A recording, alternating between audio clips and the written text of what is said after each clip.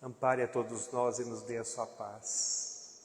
Que os eflúvios consoladores do Mestre recaiam sobre esta casa de amor, sobre este posto de socorro. Quantas belezas estou vendo aqui, né? Maravilhoso coral. Meus parabéns. Magnífico. A música realmente ampara, realmente sustenta a vibração, que já é maravilhosa, não é? E a música dá realmente uma força muito grande. Bem, como foi falado, nossa alegria de estarmos aqui, muito felizes mesmo. E se Deus quiser, teremos outras oportunidades, não é? Eu também não vou perder a senhora de vista, nem essa casa, entende? Já está no roteiro do meu coração.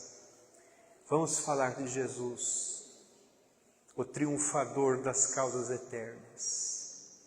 Conta-nos Humberto de Campos, que de frente ao templo de Jerusalém, uma adornada mulher observava um jovem. Ao olhar aquele jovem, que tinha olhos parecidos como duas janelas para o infinito, foi acometida de uma atração vibratória como nunca antes houver experimentado. Aquela mulher olhou para aquele jovem diferente, ajeitou os cabelos, a túnica muito alva, e foi ao encontro dele dizendo assim: jovem, eu sou a dona daquela vila, e apontou uma vila cercada de plantas e flores, dizendo: lá eu recebo os viajantes, lá eu recebo aqueles que estão cansados pelas viagens longas e dou a eles o prazer que regala a vida. Meus músicos são treinados nos melhores palácios e eu tenho também a oportunidade de estender-lhes tapetes vermelhos e afagar as suas frontes para limpar o suor da viagem. Tu vens? O jovem não respondeu. Aí ela foi de novo, ela ficou um pouco preocupada, que ele ficou em silêncio, e disse assim: sua presença encheram-me a ânfora do coração. Quero descansar os seus pés em perfume de nardo. Quero realmente ampará-lo e trazer a você tudo que eu posso oferecer. Vem comigo. E o jovem não respondeu mais uma vez. Ela ficou um tanto agastada, diz-nos Humberto de Campos, e foi de novo a carga, dizendo assim: procedo assim por amar-te, e vejo em teus olhos uma estranha chama. Vem comigo. Aí ele respondeu: hoje eu não posso, quem sabe depois. Ela então ficou um pouco preocupada com isso, saiu um pouco irritada e partiu. 2 anos se passaram. Jesus estava curando no poço de Betseda o paralítico. Vocês devem se lembrar daquela passagem onde tremulava a água e o paralítico precisava mergulhar na água e não conseguia. Deveria ser algum abalo sísmico que tremulava a água, e quem mergulhasse naquela água receberia alguma graça, não é? Segundo a tradição. Mas cada vez que o paralítico ia mergulhar na água, ele não conseguia, as pessoas mergulhavam antes dele. Mas ele permanecia ali com uma vida muito difícil, não é? Muito difícil mesmo. Aí Jesus estava lá, provavelmente olhou para ele e disse assim: você não precisa da água, você precisa de mim. Levanta-te e anda. E o paralítico então levantou-se. Foi esta passagem. Mas quando Jesus estava lá no tanque de Betseda, ele recebeu a visita de uma mulher que disse assim: mestre, venha comigo, eu quero levar-te a uma mulher que muito sofre. E ele então concordou e apareceu. Era a mulher que era vendedora de ilusões, que ofereceu para que ele fosse visitá-la perante as ilusões do mundo. 2 anos depois, ela então reconheceu aquele jovem e falou assim: tu, o mestre Rabi Galileu, que consola, que ampara, que sustenta, o que queres de mim, uma mulher tão desafortunada? Tentou então fugir da sua presença, mas as dores não permitiram. Ela tinha a pele da cor do esterco da terra, feridas pontiagudas e dolorosas. Jesus então viu, olhou para ela e disse assim: vem comigo, tu que sofres. Na casa de meu Pai nunca se extingue a esperança. Ele então afagou-a junto a si e disse assim: procedo assim por amar-te, e vejo em teus olhos uma estranha chama. E a senhora desencarnou em seus braços. Imagine que felicidade desencarnar nos braços de Jesus, né? Imaginem. Então vejam, Jesus representa para todos nós a vida. Ele representa para todos nós o caminho, o verdadeiro caminho. Ele representa uma verdade imperecível que traz para o ser humano tudo aquilo que ele necessita para se tornar um espírito feliz, porque é fatalidade para todos nós nos tornarmos espíritos felizes, sempre. Mas para que isso ocorra, nós temos que deixar de lado as nossas imperfeições e seguirmos com Ele. Seguirmos com Ele. Alguns amigos espirituais nos dizem: não é necessário nós irmos com as massas, mas é imprescindível irmos com Jesus, porque as massas muitas vezes estão equivocadas. E Jesus nunca está equivocado. Ele veio trazer a mensagem amorredora, universal do amor, que o mundo ainda não conhece. O amor que Jesus trouxe para nós, a humanidade ainda não conhece. Aquele amor profundo, aquele amor que constrói, aquele amor que remove as nossas imperfeições, porque esta é a finalidade da vida na Terra, a finalidade da vida. Quando nós, dentro de nossa marcha evolutiva, nós compreendermos a verdadeira finalidade da existência, nós entenderemos que aquela imaturidade que tínhamos, os nossos equívocos, ficarão pelo caminho. Eu me lembro da carta de Paulo aos Coríntios, primeira carta de Paulo aos Coríntios, quando diz assim: quando vier o que é perfeito, o que é imperfeito desaparecerá. Ou seja, as nossas imperfeições, as dores que passamos, as aflições, as vicissitudes, tudo que aparece como reflexos dolorosos em nosso viver, um dia ficarão pelo caminho, porque são frutos da imaturidade do espírito. Nós ainda somos espíritos que estamos na infância espiritual, estamos aprendendo, nós ainda dormimos espiritualmente, a humanidade dorme.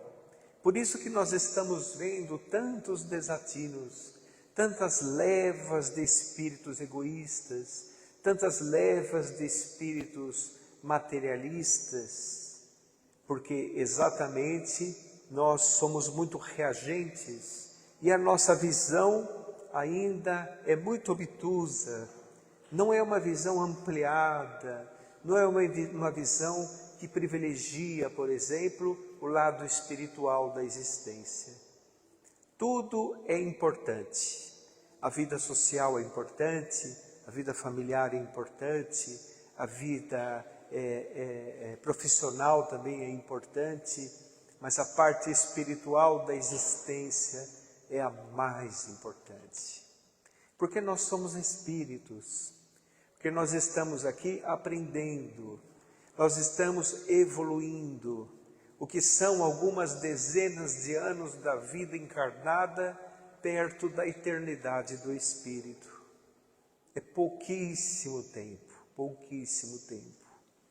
E nós nos fixamos às vezes com todo o nosso fervor nas coisas transitórias, naquilo que a ferrugem corrói, a traça come, os ladrões roubam. Nós nos desgastamos por aquilo, mas com o passar do tempo, dada a esteira evolutiva que estamos, quando nós nos libertarmos desta visão, nós vamos ver que aquilo que ansiávamos tanto no passado já não tem mais tanta importância assim. Porque a vida na Terra é um presente do Criador. Nós todos estamos aqui com as leis de Deus, conforme diz o Livro dos Espíritos, escritas na consciência humana. E é exatamente isso que nos submete a essas leis. E Jesus veio dar o direcionamento correto para que nós saibamos direcionar o nosso viver da maneira correta. E a primeira questão é nós reconhecermos as nossas imperfeições. Isso é muito importante, reconhecermos as nossas imperfeições. Por exemplo, nós estamos aqui reencarnados em um mundo de provas e de expiações. A reencarnação é o maior mecanismo evolutivo que existe, porque quando nós desencarnamos, nós vamos para faixas evolutivas compatíveis com o nosso estado espiritual. E quando nós reencarnamos, aqui na Terra, nós misturamos os níveis evolutivos, ou seja, existem espíritos de variados graus evolutivos ao nosso entorno. Isso é muito importante, porque vai fazer com que nós, para vivenciarmos as nossas experiências, teremos que necessariamente cultivar pensamentos nobres. Você precisa cultivar a tolerância para conviver com o diferente, certo? Você precisa cultivar o perdão, cultivar a fraternidade, cultivar a resignação para suportar os resgates, as provas.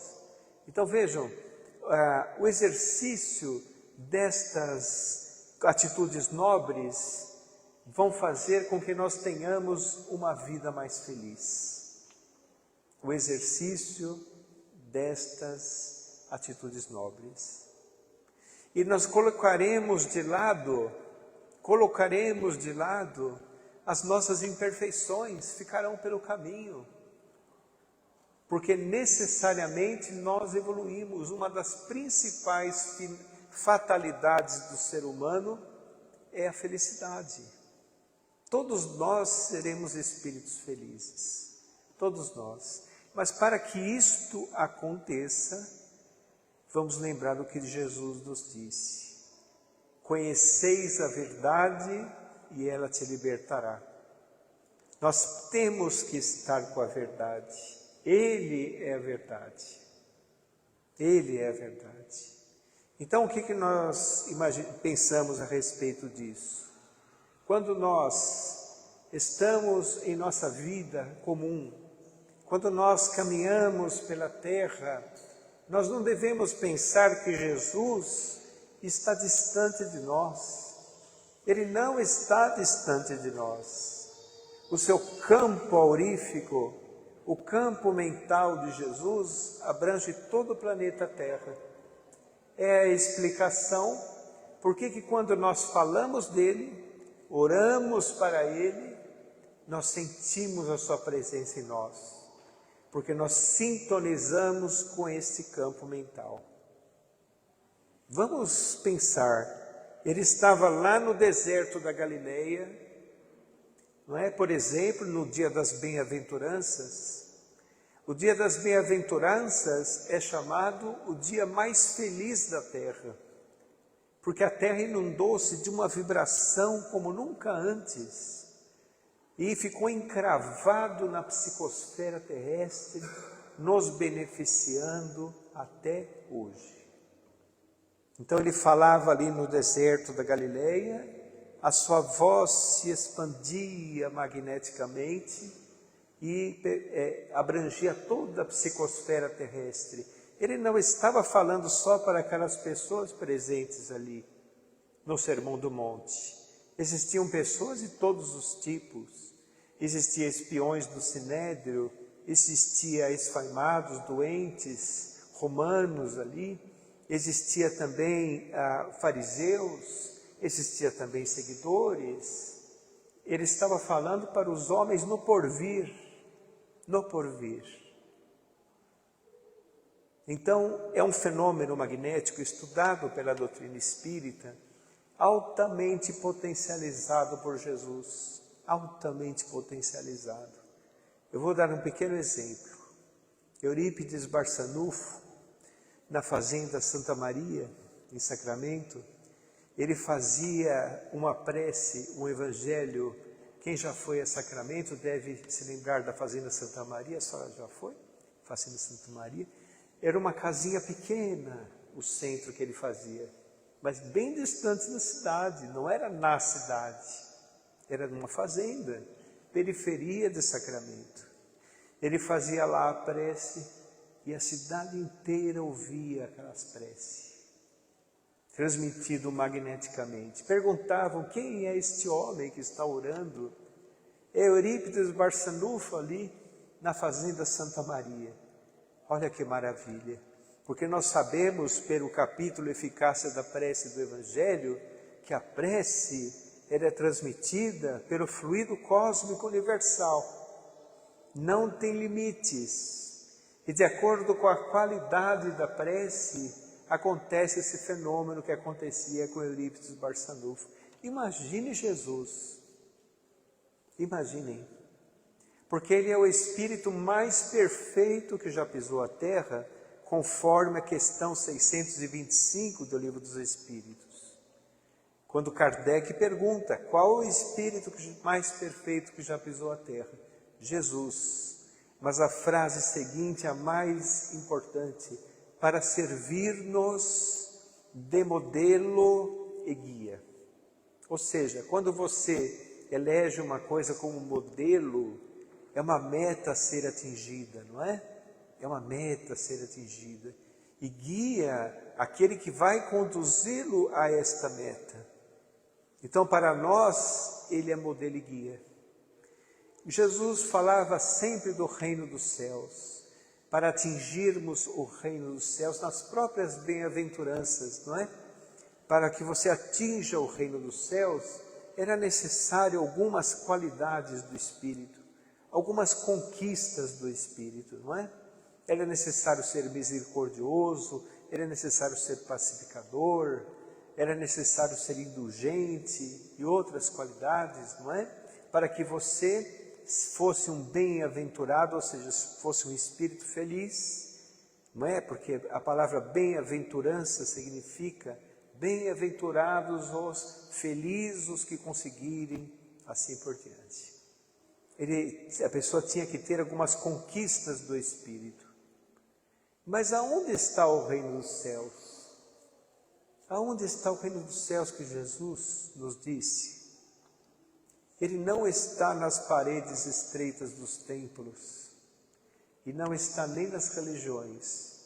O reino dos céus está em nossos corações. ali, esperando nós ampliarmos a nossa consciência e encontrarmos o reino dos céus que sempre esteve ali, esperando a nossa razão. E aí realmente você encontrará o reino dos céus, quando você se libertar com seu encontro com a verdade. E essa época que nós estamos vivendo, uma época espiritualmente histórica para a humanidade, uma época de testemunho de fé. Jesus previu tudo o que está acontecendo agora. Tudo. Haverá fome, ranger de dentes, guerras e rumores de guerras, pais contra filhos, filhos contra pais, irmãos contra irmãos, o enfraquecimento da fé. Ele disse. Então vamos pensar assim, do ponto de vista da doutrina consoladora, que é o Espiritismo, prometido por Ele mesmo, onde nós podemos entender que o Espiritismo pertence a Jesus. Porque se não pertencesse, se Ele não quisesse, nada disso aconteceria. Então, quando Ele falou a respeito disso, dos tempos que nós estamos passando, Ele quis dizer algo que foi visto por Ele ao longo da história humana. Porque os espíritos superiores, eles nos olham como um todo. Eles olham nosso passado, sabem a causa das angústias de agora e também compreendem e veem o potencial a ser desenvolvido em cada um de nós. Por isso que Ele veio até nós, por isso que Ele nos ensinou, porque Ele sabe que nós conseguiremos um dia, porque Ele sabe que nós temos possibilidade, porque se não tivéssemos, não teria sentido Ele ter vindo aqui e dado a sua mensagem redentora para a humanidade. Então os espíritos superiores nos olham como um todo. Passado, presente e futuro para eles é a mesma coisa. Isso está lá no livro A Gênese de Allan Kardec, Teoria da Presciência. Quem quiser ler, capítulo, Uranografia Geral, está lá. O observador ao alto do monte vê o viajante passando pelo caminho. O observador tem uma visão atemporal e o viajante uma visão temporal. O observador sabe tudo que o viajante irá encontrar ao longo da estrada e o viajante é a surpresa. Então vejam, isso foi visto por Jesus e deu-nos um alerta que os mansos e pacíficos herdarão a terra. Então, se nós estamos querendo habitar o mundo de regeneração, nos esforcemos para sermos mansos e pacíficos. Nos esforcemos para trabalhar o banimento das nossas imperfeições, para termos realmente este impulso espiritual em nossas vidas. Tem um capítulo da Gênese que é maravilhoso, quando fala a respeito das características de Jesus, dizendo assim, Jesus, quando esteve aqui na terra, estava ligado por laços tenuíssimos, que o ligava provisoriamente e era suficiente para ligá-lo aqui na terra a um corpo físico por pouco tempo. Foi o que aconteceu.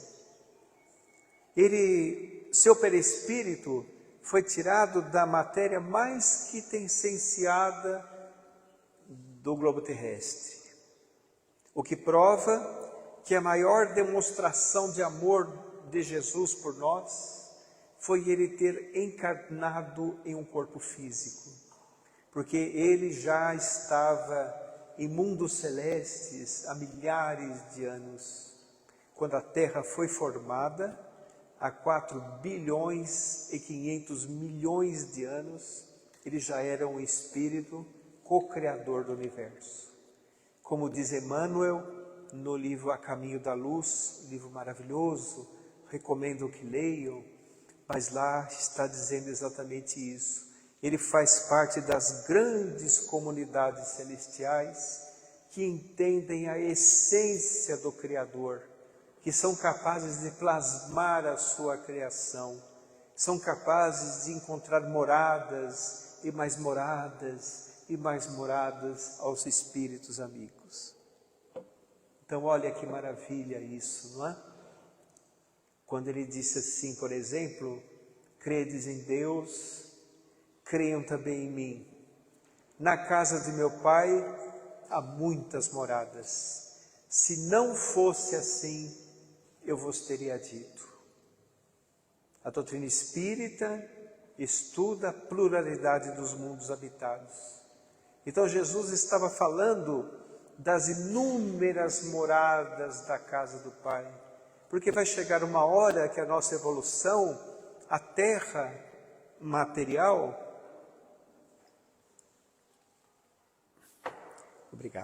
não nos dará mais respostas. Nós não teremos mais o que saudar aqui na terra. Nós teremos que necessariamente conhecer outros mundos. Temos que, o universo nos espera, porque um dia nós também seremos espíritos puros. Não é?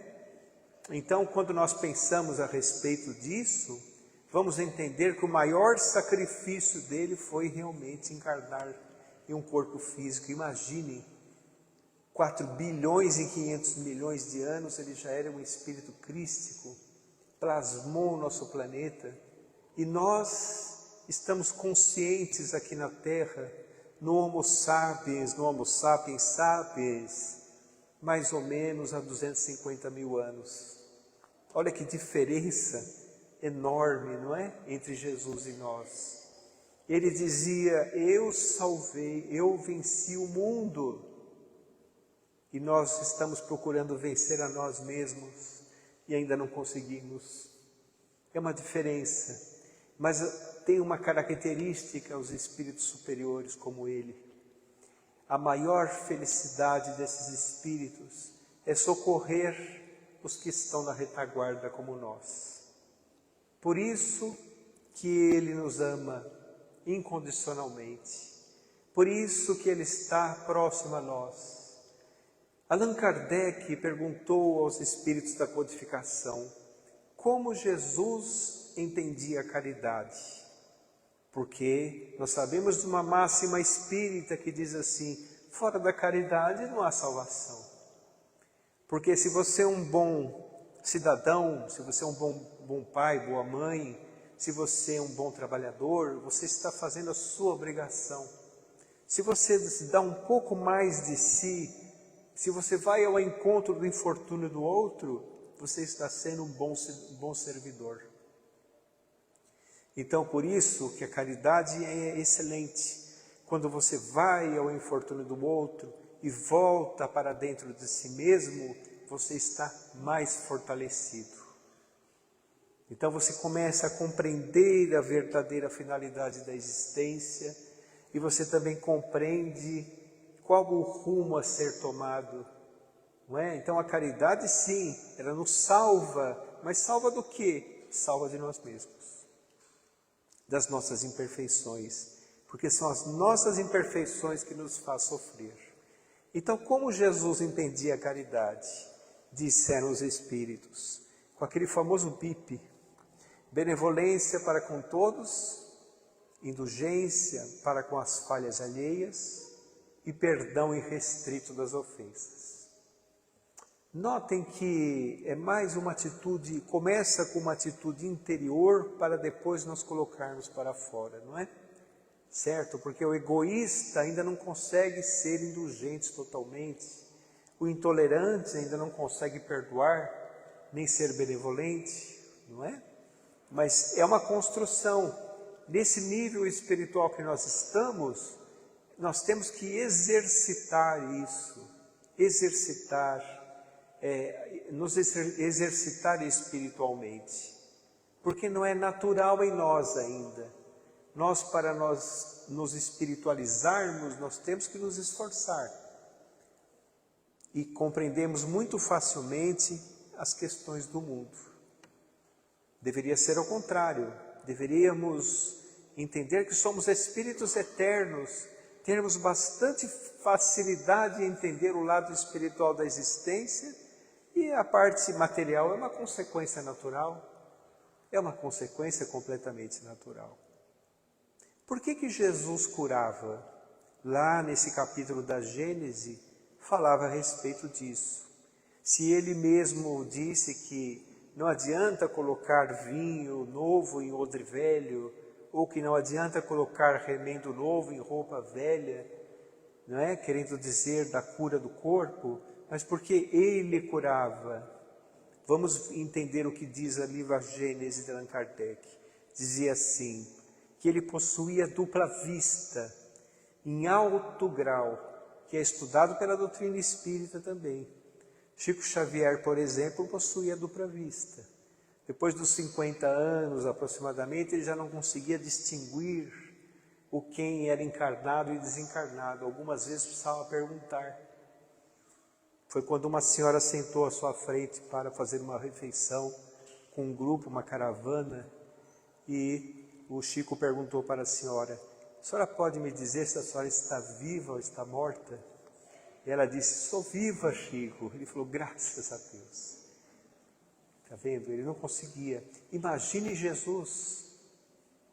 Jesus, ele olhava a vida material e todas as outras frequências vibratórias em torno da Terra. Todos os planos espirituais.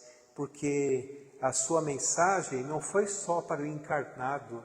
Aquilo se refletia em todas as esferas espirituais, onde os homens que estavam lá iriam se reencarnar na Terra. Iriam reencarnar na Terra. Não é? Então, diante dessa dupla vista, ele olhava uma pessoa que estava enferma e ele sabia se a pessoa moralmente tinha capacidade de ser curada. Se ela tinha o merecimento para ser curada, porque ele não iria retirar o instrumento de evolução, que muitas vezes está na forma de dor, de provas, de expiações, de enfermidades. Então, está lá no capítulo 5 do Evangelho, quem quiser ler, bem-aventurados aflitos, para a maioria dos casos, não é? A enfermidade e a cura.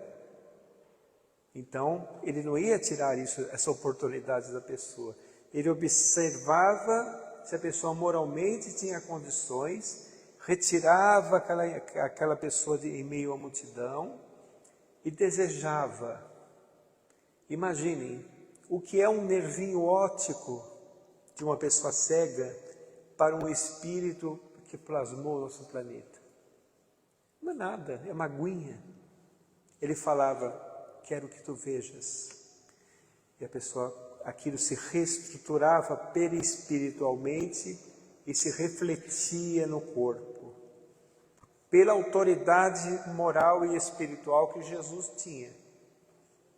Agora, ele fazia aquela cura e as pessoas se aproximavam, ávidas pelo fenômeno, como até hoje.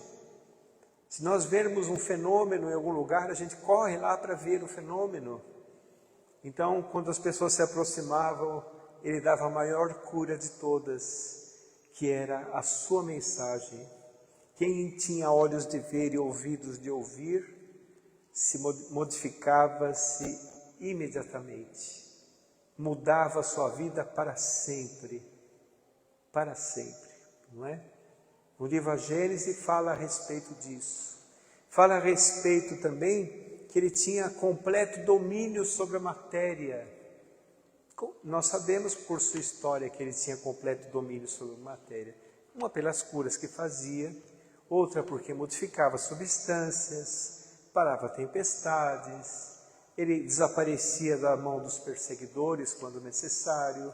E vou dizer mais, nós sempre comentamos isso, eu pessoalmente acredito nisso, que se ele quisesse sair da cruz, ele sairia. Se ele quisesse destituir o imperador, ele destituiria o imperador. mas ele amava o imperador também, porque ele sabia que era uma experiência que aquele homem tinha que passar espiritualmente falando, não é? E ele não adulterava, ele não invadia o livre-arbítrio das pessoas, não é?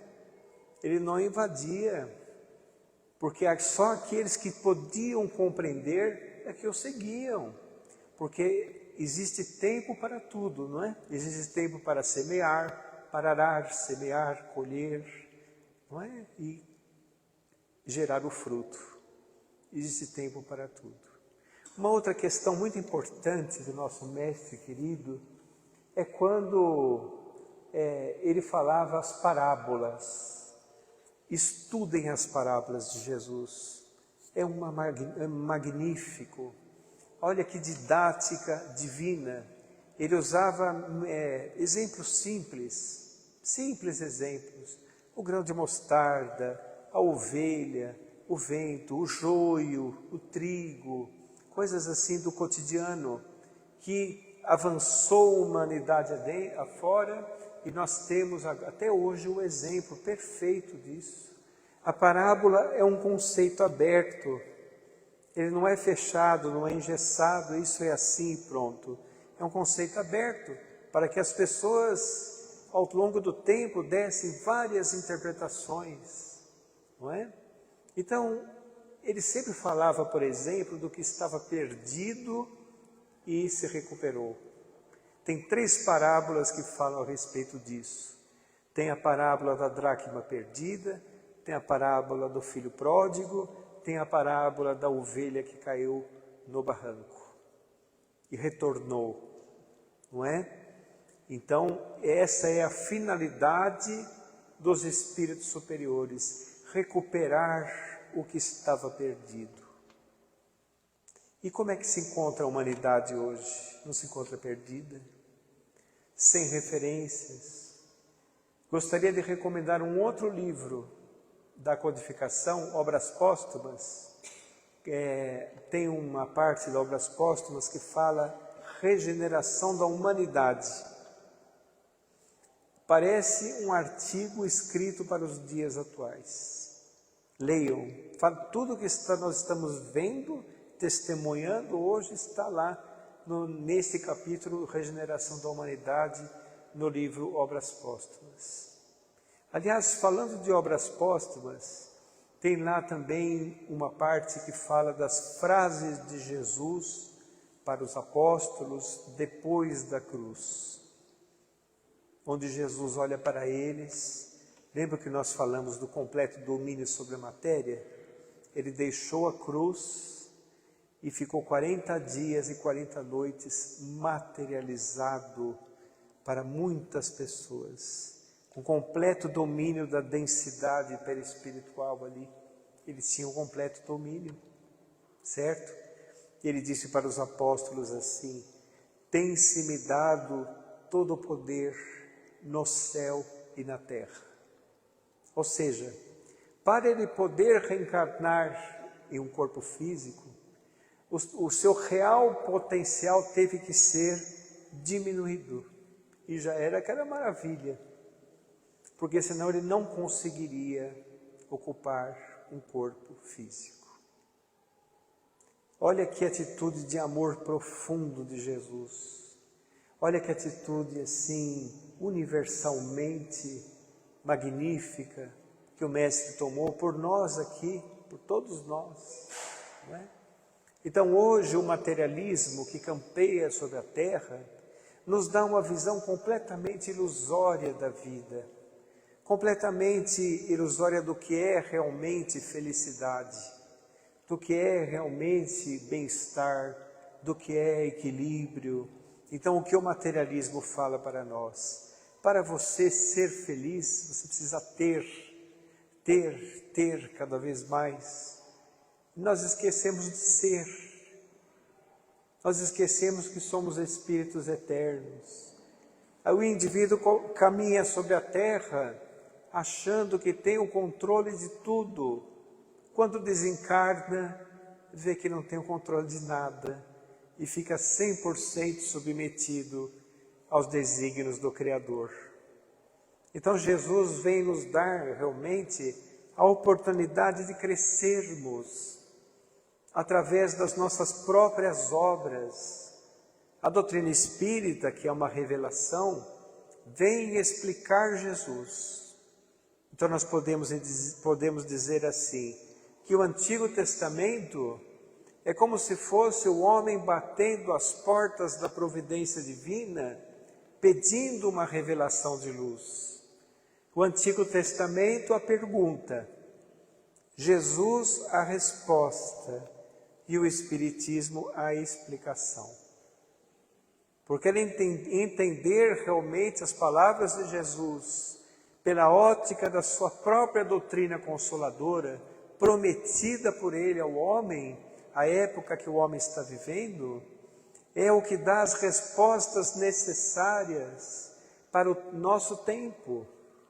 Porque o que caracteriza as revelações? As revelações têm o seu compromisso com a verdade. Uma característica de uma revelação é a universalidade da mensagem. Ou seja, ela não é recebida só em um lugar, só por uma pessoa. A verdade era espalhada pela terra toda, a universalidade da mensagem. Uma revelação nunca altera uma revelação anterior, mas acrescenta mais informações para a época que o homem está vivendo. Jesus mesmo disse isso. Eu não vim adulterar a lei, eu vim cumpri-la. Só que ele tinha autoridade espiritual para chegar ali diante dos doutores da lei e dizer assim, eu porém vos digo. Ele acrescentava. Porque as revelações, elas não estão separadas entre si.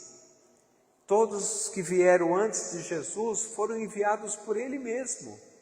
Ele mesmo enviou, por exemplo, os profetas, Moisés, Ele que enviou também Confúcio, Zoroastro, Buda, Lao Tse, em outras regiões do mundo.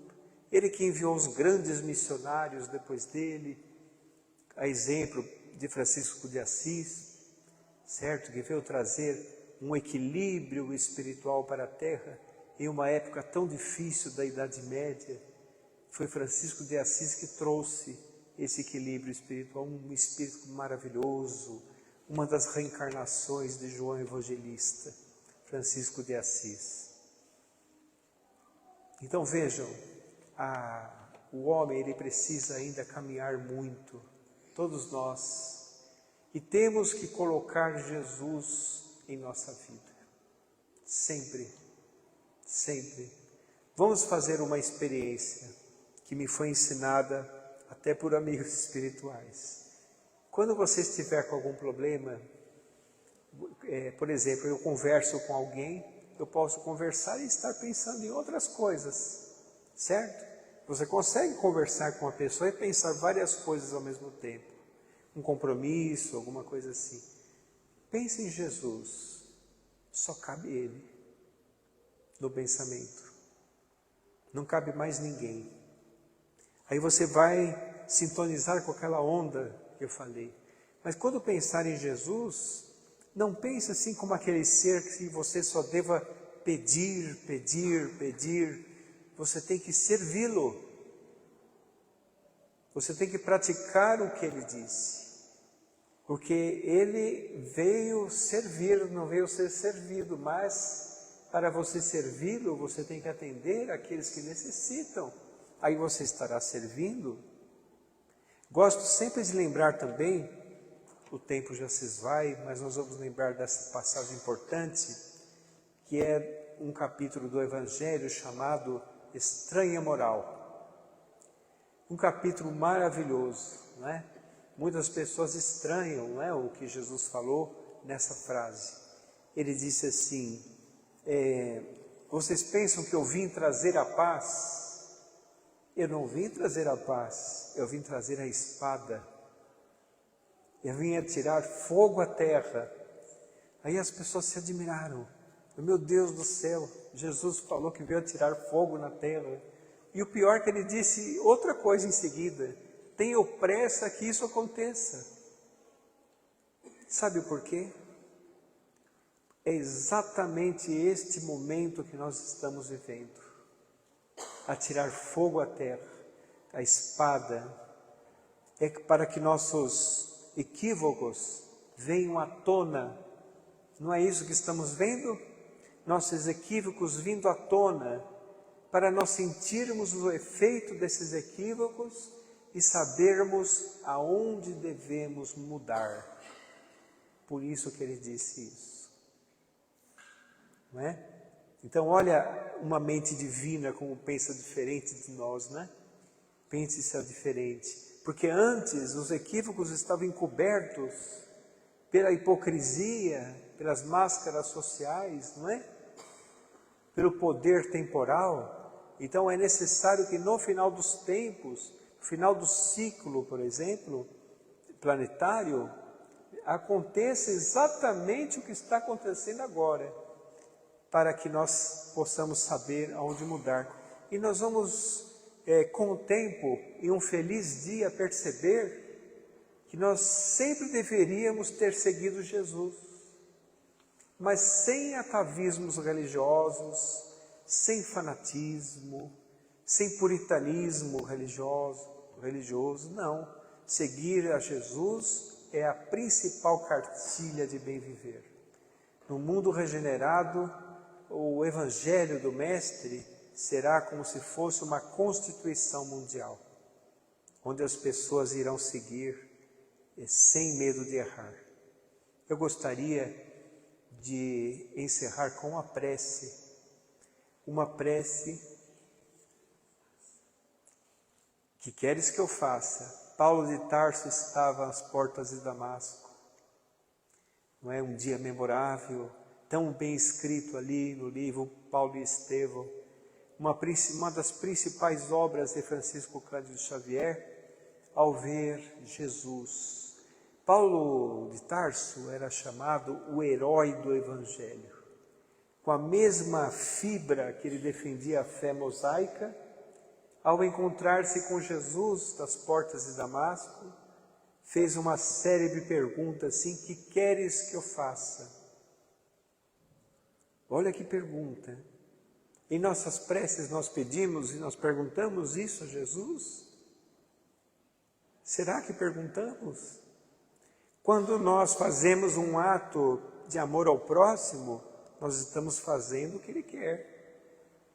Mas esta pergunta é uma pergunta chave, uma pergunta principal, uma pergunta maravilhosa, que vai modificar a nossa vida, não é? Para sempre, porque nós saberemos o que Ele quer em nossos corações. Para isso temos que abrir o nosso coração para a verdade de Jesus. Vou fazer uma prece então, recebida por Francisco Cândido Xavier, que está no livro Parnaso de Além Túmulo, primeira obra psicografada de Francisco Cândido Xavier, do espírito José Silvério Horta. Fala muito a respeito disso que nós conversamos hoje. Pai nosso que estais nos céus, na luz dos sóis infinitos, Pai de todos os aflitos deste mundo de escarcéus, santificado seja o teu nome sublime, que em todo o universo exprime ternura, concórdia e amor. Venha a nós o teu reino de bondade, de paz, de claridade, na estrada da redenção. Cumpra-se seu mandamento, que não vacila nem erra, nos céus como em toda a terra, de lutas e sofrimento.